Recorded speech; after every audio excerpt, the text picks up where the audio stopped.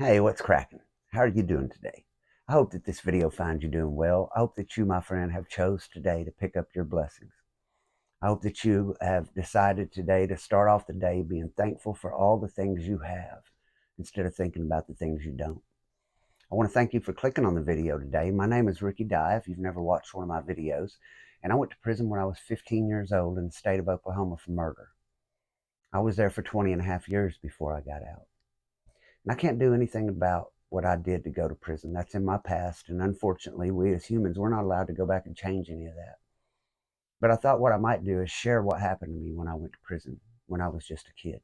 All the things that might happen to you if you're a kid and you make those mistakes and go. I thought that it might be good to shine a light on what happens in the prison system when we send kids to prison.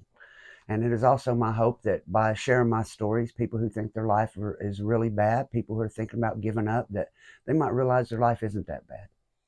And so I share my experiences in the hope that you, my friend, never have to.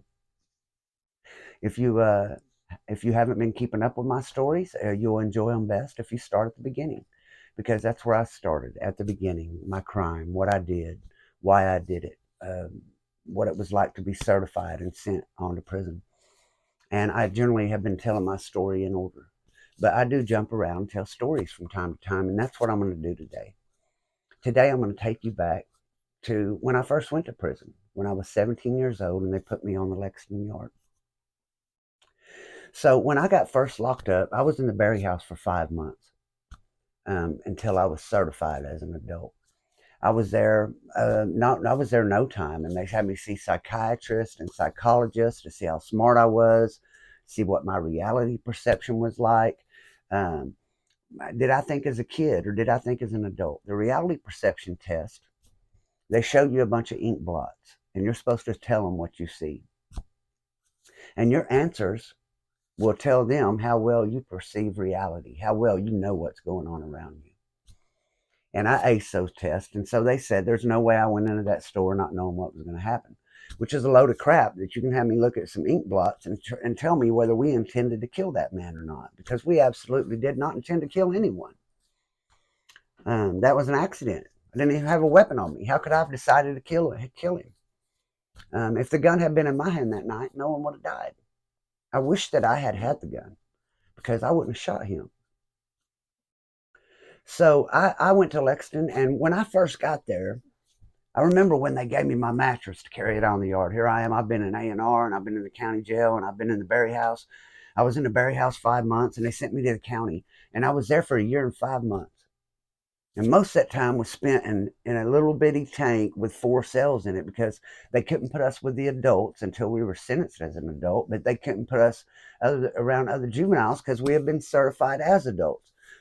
So they cleared a little tank out with four cells in it there, and that's where me and both my fall partners lived until the oldest one turned state's evidence. And from time to time, there'd be other kids thrown in there with us, kids that committed armed robbery or something serious over the age of 16 or 17. And so they were instantly certified. So they came right there with us.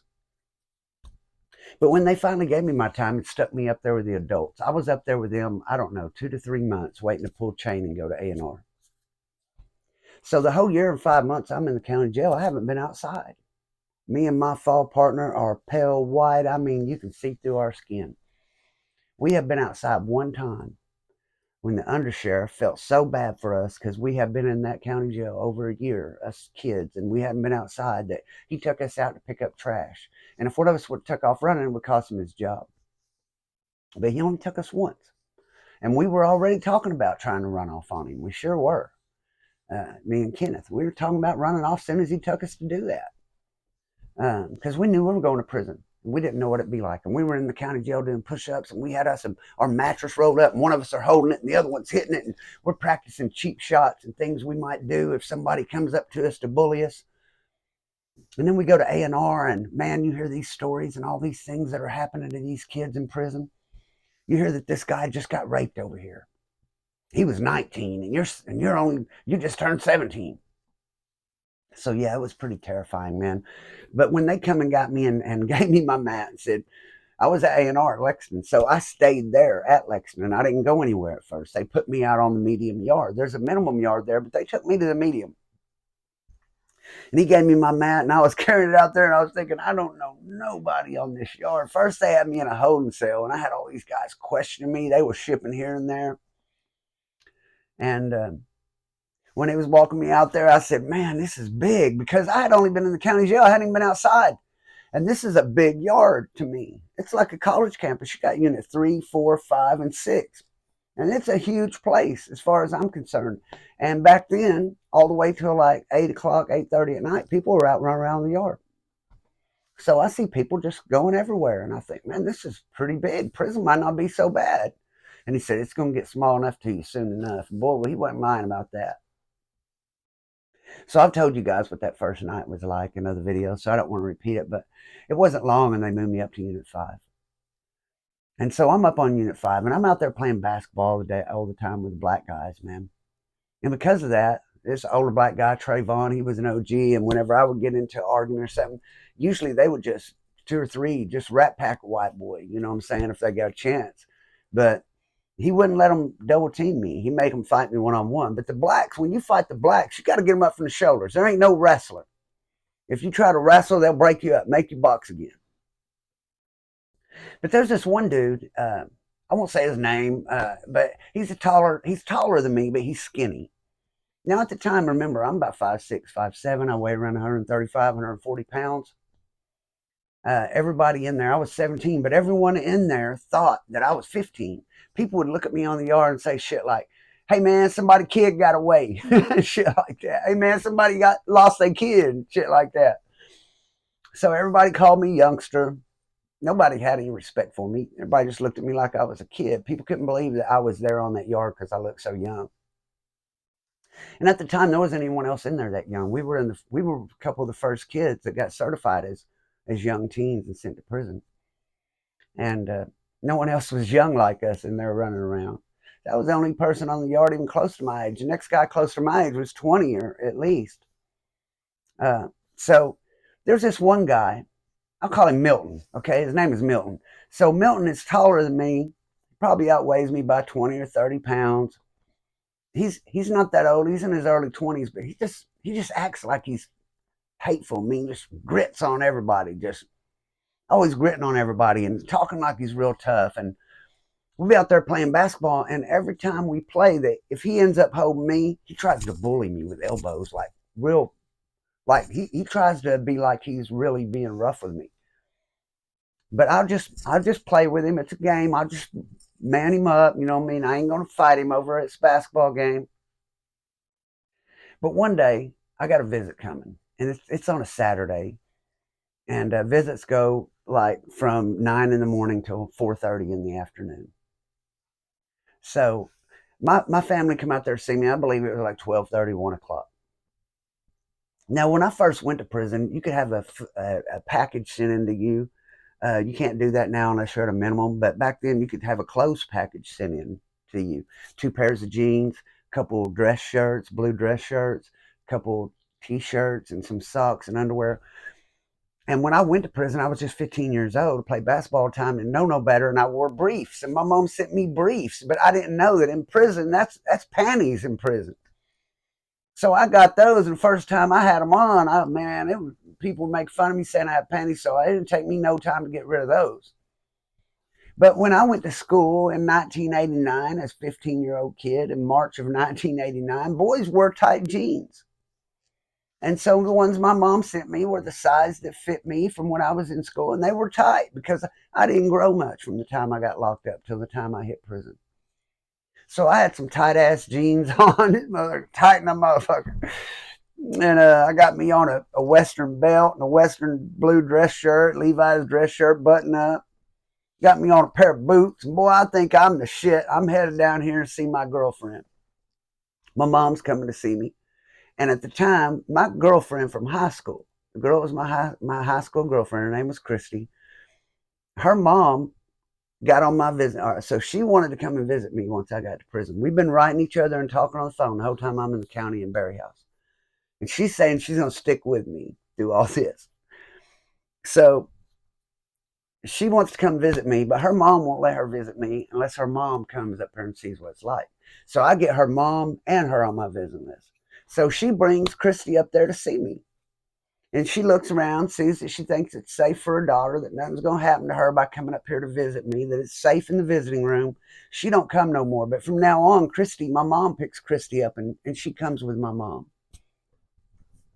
So my mom's bringing my girlfriend up to see me. And I got on these tight-ass jeans. And I'm walking to visit. Now, when you're walking across the yard, you got all these units. But where I'm walking to her, there's a sidewalk, and it's master's control. But that building is also the canteen and the laundry, and there's a long wall there. And there's these 5 black guys sitting here. And that dude, Milton, is one of them. They're sitting there in a little crowd up against that wall, just sitting out in the yard over by the canteen. And here I come walking by, and they're right over there. And I come walking by, and I push the button to get into the sliding door so I can go into the visiting room. And when I do, Milton whistles at me because of my tight jeans. And I turn around and I stare at him and put my knee up on the wall and I post up and I start looking over there. And he says, "What you looking at, boy? You got a problem, punk?" You cannot let no one call you a punk in prison. A punk means that you either suck on one or you take it in your butt or, you're not shit. It's the most disrespectful thing you can say to someone in prison is call them a punk or a rat or a bitch or a chomo, but that people don't say that unless it's true. But he calls me a punk, man. And I'm walking in the visiting room. The door's sliding open when he says it. So I'm not going to run over there and start trying to fight him in the middle of all his buddies. So I go on in the visiting room and have my visit. A little side note. When it come time for Christy to go to her junior prom, she was going to be the junior prom queen. And she wasn't going to go to it because of me. And her mom wrote me a letter and said if I really cared about her, I wouldn't make her sacrifice her life because I messed mine up. And so I wrote Christy a letter and told her just that. And she came to visit one day and I told her I was going to let her go. I didn't think it was right to take away her life because I ruined mine. That I thought she should go to her prom and I thought that she should date other guys and have a life, not keep waiting on some kid that went to prison for no telling how many years. And she would have had to wait on me 20 years and gave up her whole life, and that would have been wrong of me. And so I set her free. But as soon as that visit's over, so they shake you down when they call 4:30 visits over. They shake you down real quick because count time is 4:20. So they let you visit till about 4:30. They count you sitting in the visiting room. You sign a sheet of paper. When the count's over, visit's over. And they start running you through the shakedown room, 3 or 4 people at a time, everyone who's left in the visiting room, releasing you back to the yard. At 5 o'clock, when count clears, when they start running chow. So at 5 o'clock, the count will clear. They'll start opening up 1 unit at a time for chow. And my unit was going last. And I was at the back of the strip search line because I was 17, I was young, and I felt like people were looking at me while we were doing strip search, 3 or 4 people at a time. And these dudes were checking me out. And it really bothered me. And so I would try to wait till the end when there was not as many people. Maybe I could get in there by myself or with one old man or something that wouldn't do that. So that's what I was doing. So I come out last, and my unit was eating last. So they've let the other units out to eat. And I head up in my unit. I run up in there. I'm going to change clothes, get out of my dress clothes. I'm not wearing these tight jeans around the yard. I run up in there and change clothes. And I'm thinking about these dudes and what's going to happen. And I don't know what to do. And I'm thinking, man, I need to do something with Milton. He called me a punk. I'm going to have to fight Milton. But I don't really know how I'm going to do it. And I don't have a chance to talk to no one yet. And there's no one I really can go to ask for to help me except for one guy. And his name was Pat Lloyd. And he was my first cellie in prison. And he really liked me. And he walked me up to that unit when they moved me up there and tried to put a good word in for me.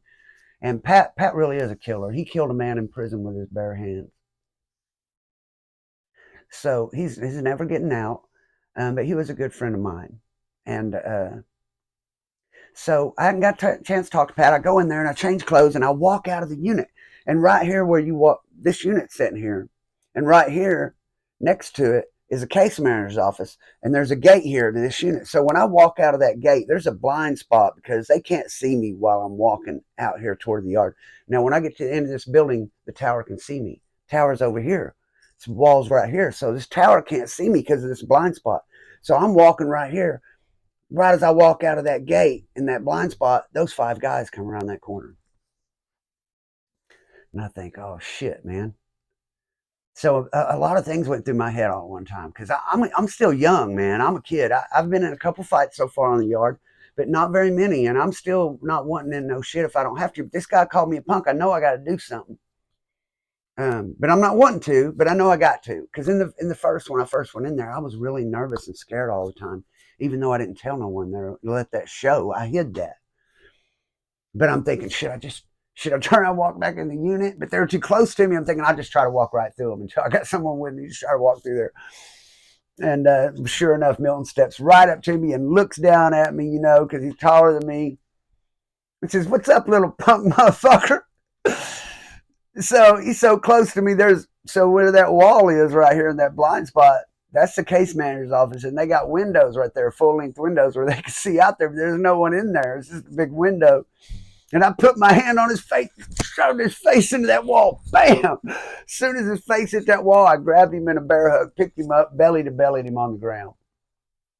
So when I do that, here come these other guys rushing me, man. So I just rolled him on top of me. And so they're all right there trying to get me. And I'm thinking, oh, shit, man, they're going to tear my ass up. So I kind of just fling him off of me, and I jump up and run back in the gate. Because they can't follow me in there. There's a guard in the office. So he'll see them if they come through the gate after me. So I back up through the gate and I said, "Is that how y'all want to do it? Is that how you want to do it? I'm going to get my partner." So I turn around and run back in the unit. But there's no one on the unit. Everyone went to eat. So I go in there and I'm thinking, oh man, what am I going to do? What am I going to do? I didn't have a weapon or nothing. So I get my lock, put it on my belt, and I hide it in my pants. And about that time, people start coming back into the unit. So I walk back out there and look out the gate. Those guys are gone. Pat lives down 4. So I look. I don't see those guys nowhere. So I go down there to Unit 4 and get Pat. And I say, "Pat, man, this just happened. Like I was going to visit. This dude whistled at me, called me a punk. As soon as I got back from visit, I'm walking out the gate. They all tried to jump me." He said, "Fuck that, brother. They're going to fight you one-on-one. Which one of them was it did it? How many of them jumped on you?" I said, "Well, it's only really one. The other guys never really hit me." I said, "They were going to." He said, "Yeah, but they didn't put their hands on you. It was one-on-one, right?" I said, "Yeah, it was one-on-one. You go to the gym. You go to the gym, and I'm going to go get them." But before he goes, he starts rounding people up. "Hey, man, these guys did this to this youngster. Hey, man, 5 guys just tried to do this to this youngster." So I got some Mexican guys with me, and I got some white guys with me. I got this one older black guy with me. They're going to go get this guy and make him fight me one-on-one. So I'm thinking, shit, man, I don't want to fight that dude. He's bigger than me. Shit, he might whip my ass, but I'm going to have to fight him. I had to fight him. So we go down to the gym, and me and all these people who are with me, it's like 10, 12 people, and we're all acting like we're playing volleyball. So it had to have been at least 12 because it was 6-on-6, and the teams were full. And there was a couple dudes sitting up in the thing, and Pat had a knife. He said he was going to make sure it was one-on-one. Ain't nobody jumping in on me, he said. So he goes up there and gets this dude. And him and his partners all come down to the gym. And they're walking down there. And there's a line of people, man. I mean a line. And Pat's the only white guy. And a whole line of black people walking behind him. And I'm thinking, oh, shit, man. What's about to happen? I couldn't believe that here I was, a kid that just got on the yard. At this time, I ain't been there a month probably. And all these people are about to go to war because of me, is what I'm thinking. But people just want to click. I don't understand that about prison life. That's something that just happens quick. I mean, I think it's because people are afraid themselves, most people. And so they try to fit in like I heard guys say some guy was on a video on here. He was on Chad's channel and he said he had to put in work.